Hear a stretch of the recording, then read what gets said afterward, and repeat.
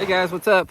Welcome back here to today's edition of Intuitive Angling, and really appreciate you guys swinging by the channel to watch today's video and hang with me for a little bit, because today, guys, I'm going to follow up on the video I did yesterday. Bassmaster announced the new Livescope rule change where they're going to basically only allow the cheater box in probably 5 out of the 9 events. And I want to follow up with this about the guys that are coming out of the woodwork, about some Bassmaster Elite Series pros.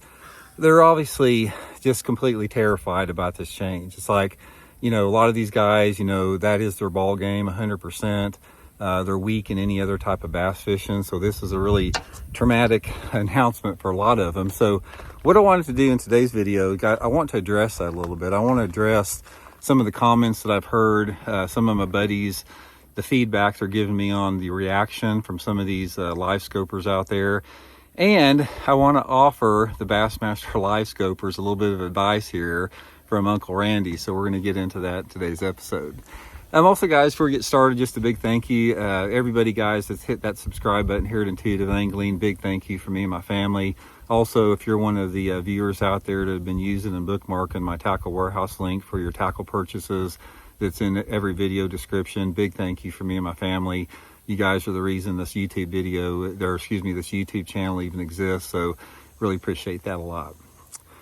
Okay, I've had a couple of my buddies call me that, you know, they're talking about some of the guys out there that are big scopers that are just freaking out on this thing. You know, they're pissed about it, they're mad, they're frustrated, they're nervous, they're scared a little bit with it. And there's even been some guys, a few of the Elite Series pros out there that have been voicing their opposition, saying this is the worst decision Bassmaster could ever make, and just complaining and whining about this. But guys, here's the situation. This is what I want to talk to, what I want to speak to. Now, first of all, before I get into this, I want to reiterate the fact that, and this is pointed, I'm talking to these live scopers on the Elite Series in this particular video, and live scopers in general. I'm not saying you're a bad person, or I'm not saying you've done anything wrong by using forward-facing sonar. I realize, I feel sorry for you guys, because you have been put in a position as a younger angler that Bassmaster and the electronic companies have forced you to use this destructive technology in order to compete in the tournaments. I get it. I'm not dogging people that have used this technology and been successful at it. I'm doing this video to try to help you guys out a little bit. Given that, here's the reality of the situation. A large percentage of the current field in the Bassmaster Elite Series, especially the field that has qualified for the Elite Series over the past 5 years, I'm not saying all of them, but a large percentage of them got there exclusively through the use of forward-facing sonar. You take forward-facing sonar out of the equation and they simply would not be in the Elite Series now. That is the reality of the situation. Some people can say, "Oh, Randy, they're just as good without forward-facing sonar." Please, you're living in a fantasy world if you think that.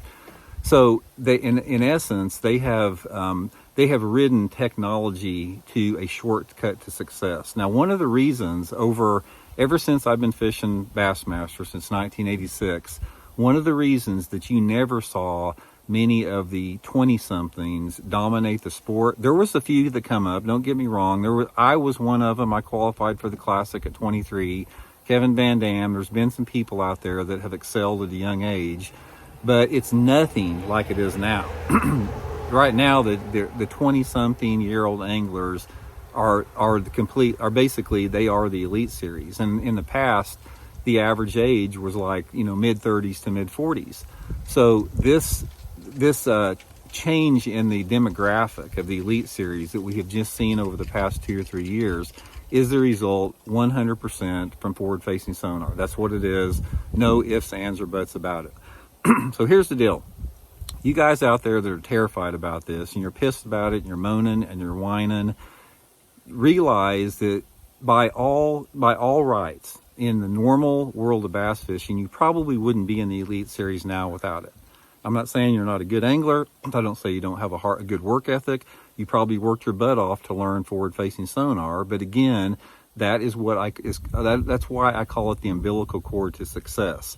Because the only reason that people should be afraid of this or mad about it or upset about it is they realize that forward-facing sonar is their umbilical cord to success. And if you take that away from them, it's going to diminish their performance tremendously. Now, what you're going to see starting next year is the group of anglers out there that have consistently dominated through the use of the cheater box over the last 3 years.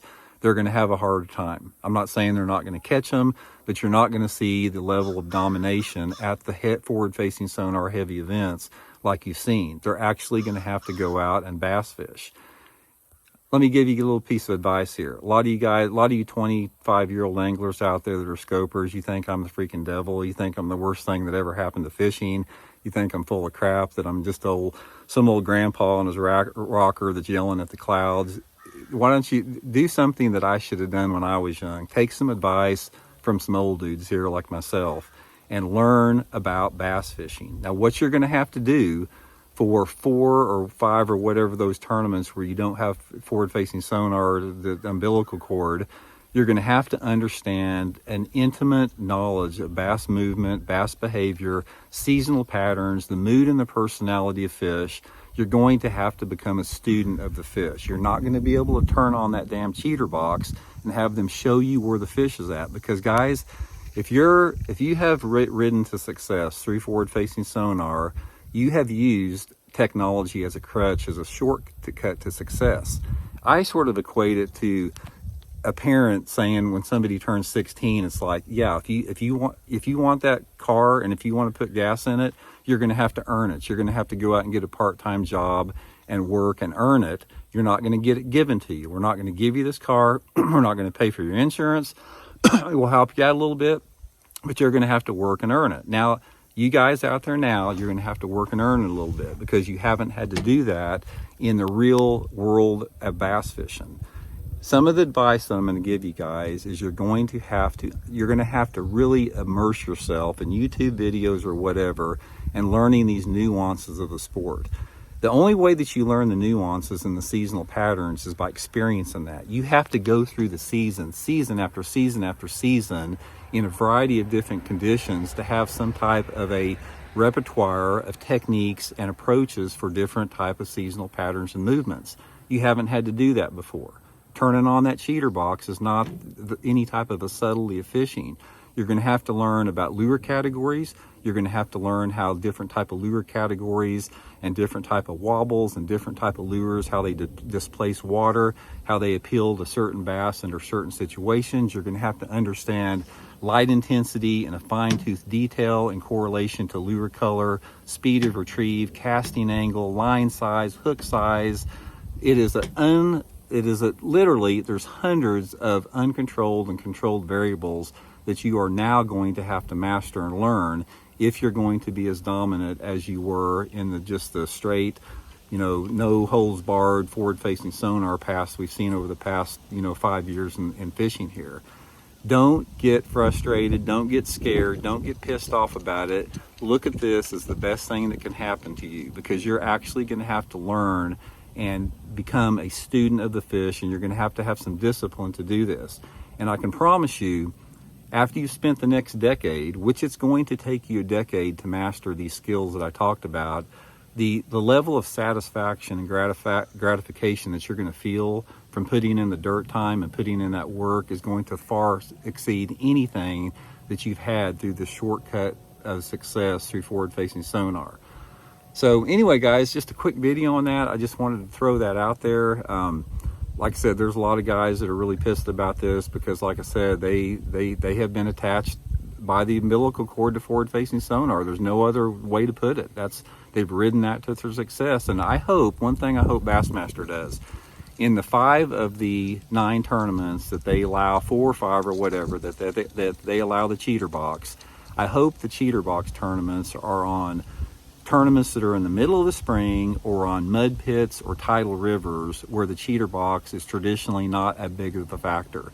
And the forward-facing sonar heavy tournaments, like all the smallmouth tournaments, all the Clearwater Lake tournaments, I hope those are the non-cheater box tournaments, because then you're going to get a lot more realistic viewpoint on who actually the best anglers out there are. Technology does not make you a good angler, guys. If you have ridden technology to success, you're not as good as you think you are. You're not as smart as you think you are. You're going to have to earn it now. And like I said, I don't mean that to be condescending or disrespectful. It's just sort of the reality of the situation. So anyway, guys, hope you're well. We'll check in later.